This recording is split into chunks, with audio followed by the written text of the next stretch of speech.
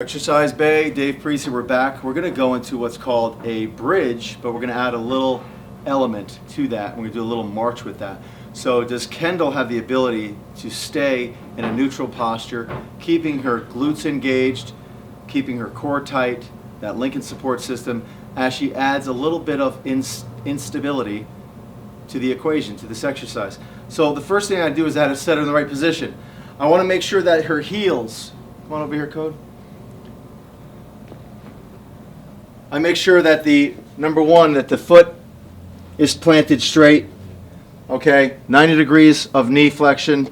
The heel is in line with the ischial tuberosity, straight across. So I want to make sure that that's straight across this way, straight across this way. Everything's in line. The second cue I'm going to give her is keep your arms down, your shoulder blades down. I want you to lift your hips for me and hold that position. Once they're in this position, I have a better angle and a better view to assess what's going on here. If you notice, her knees are falling out. Okay? So we did a little assessment on the break, and we noticed that no matter what I do, her legs keep rolling out. With some assistance from some of our trainers as well, we came up with a few theories, I'll call them, but I'm going to show you how to overcome some of that. Kendall, you were a dancer for years? Yes. Okay, overly developed glute medius. Also, internal rotators of the hip, a little on the weak side, more the adductor complex.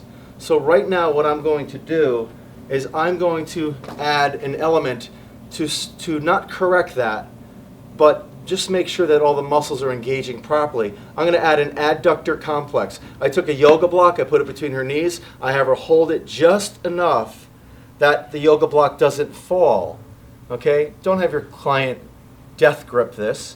Okay? We just want enough so that, hey, don't let me have this. Okay? Hold on to that.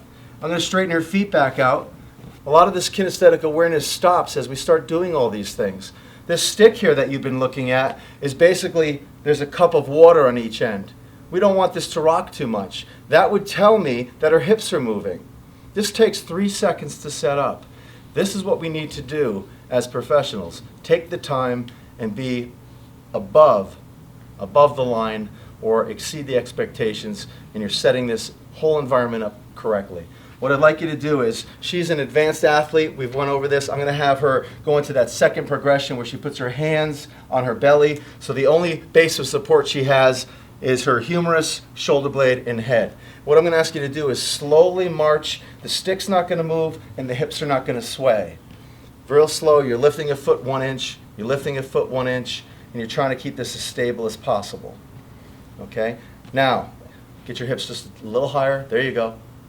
Hold it. Take your time. Take your time. Just lift enough. Keep the core tight. Where do you feel this? Let's talk. Where are we going with this?